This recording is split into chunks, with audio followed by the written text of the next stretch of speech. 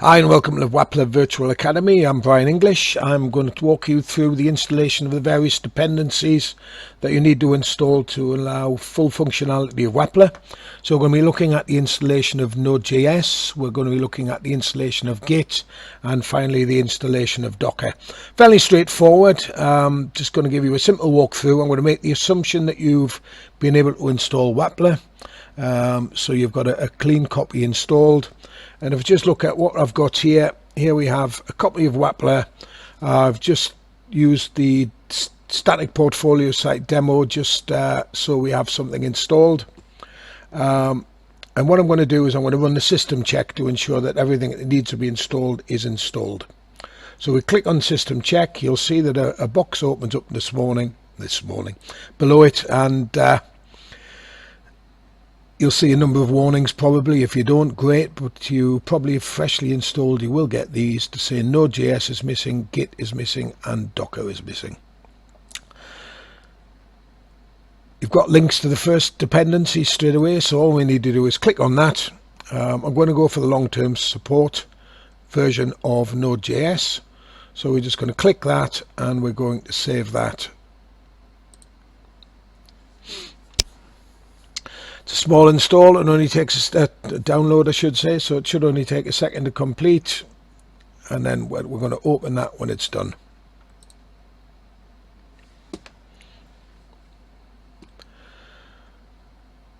Just seems to be having a little bit of a think about it there.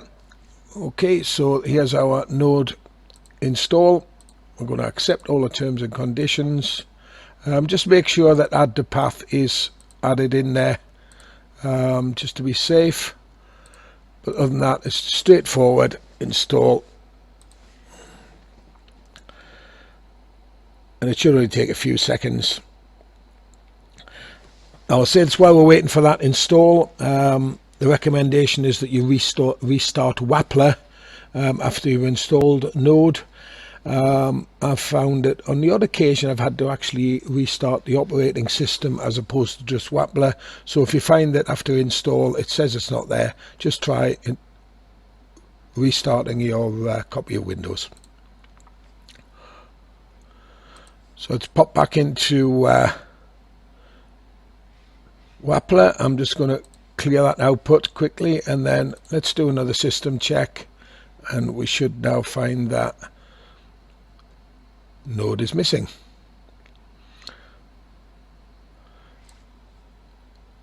Okay, I'm going to just do a restart of the operating system here.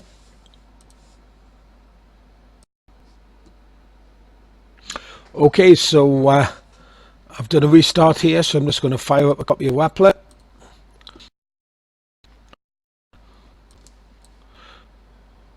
One moment, it's just firing up on another screen here at the moment.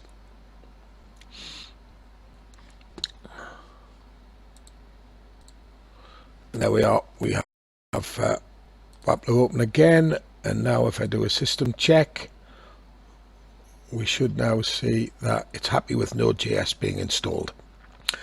So our next stage is to install Git.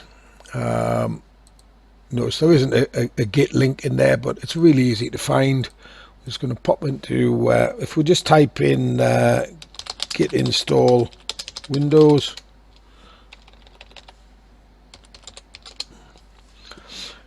we'll find this, gitscm.com. Click on there, it will actually automatically start your download. Again, not a big install, 45 meg, so we'll just hang on. I'll not bother pausing this, and then we're going to open that.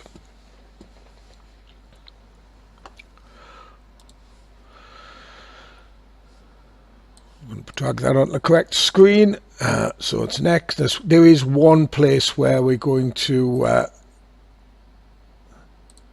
that message was just because I previously have had Git installed. There is one place where we're going to change from the defaults, and we're going to use Git and optional Unix tools from command path. Other than that, let's just stick with the defaults. Again, it's not a big install, so I'll not bother pausing the video if you don't mind. We're just going to watch that install.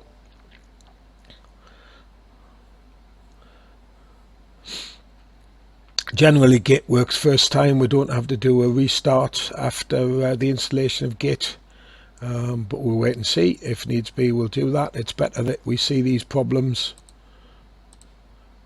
while I'm doing a demo rather than you scratching your head and wondering what's going on. So let's go back into there. Let's do a system check again. So clear that output. Right, saying Git is missing. So again, I'm just going to shut down Wappler and do a restart. Okay, so I've restarted Windows and opened up Wappler again. So let's have a look and see what the current state of play is. If I click on system check, now we can see Git is correctly installed, and now we only need to install the Docker desktop. As a very, very brief summary of what Docker desktop is an alternative to using a WAMP server or LAMP or MAMP, depending on the platform that you're using. It is basically an inbuilt web server and database built into your desktop.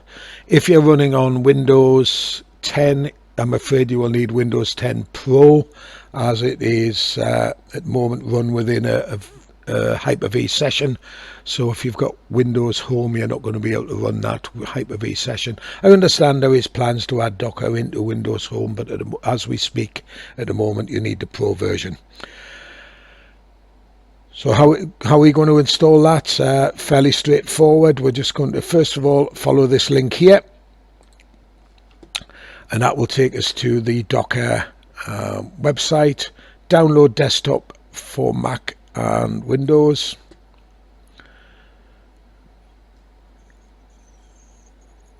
I'm going to have to just quickly log out. Sorry, I want to do that again.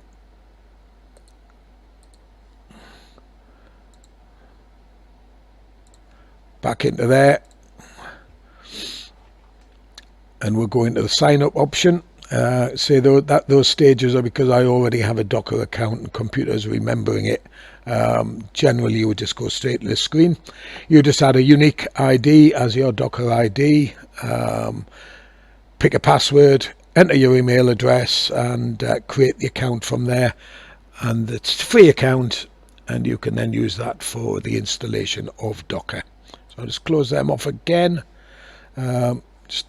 If you already have your Docker account, it's just a case of clicking on that link, download for Mac or Windows, sign in with your account, and then download Docker Desktop for Windows. It's a fairly big download, so I'm just going to pause the video because it'll take a few minutes, and then I'll go back live once that's completed. Okay, our Docker download is now complete, so I'm just going to run that. It's a fairly lengthy install, so I will be pausing it in a moment. But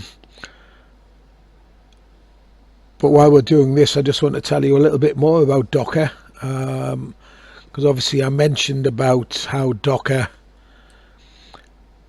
is a local web server come database. What I didn't touch on is that once you've got it installed locally, provided you have the right web host who supports Docker deployment, you can actually then deploy that entire website and database to a remote server literally at the click of a button. So it's a really, really good little tool if you have the right web hosting. Tends to require some sort of dedicated host, whether that be a virtual private server or a full-blown dedicated server. However, if you've got that, then it can save you a lot of work, and it's certainly an emerging technology. As I said, Microsoft are looking at adding it into Windows Home, so that's probably a pretty good indication that it'll be a well-adopted technology. Okay, so Docker Desktop is now installed. Go back into Wappler now, and let's just see whether that needs to be subject of a restart as well. Docker Desktop is missing, So I'm going to make a guess that we need to do another restart here. So just give me one moment and I'm going to restart Windows. Okay, so we've done our restart and we're going to do a system check. We'll see that Docker Desktop now is correctly installed. I have had on the odd occasion where this has said it's not installed correctly the first time, and I found just closing Wappler again, reopening it, has corrected the problem. I don't know whether sometimes Wappler reinitializes before the Docker Desktop has fully configured. But if you do get a failure, don't worry about it too much. Just close Wappler, reopen it again, and hopefully it will put itself right. So I've had that happen, I think, twice. So it's not common, but it can happen. So there we are. We now have all of the Wappler prerequisites installed. So we're ready to go with Wappler. I'll be looking now at the next stage about building your first project, etc. And I hope you enjoyed this video, and hope to see you very soon.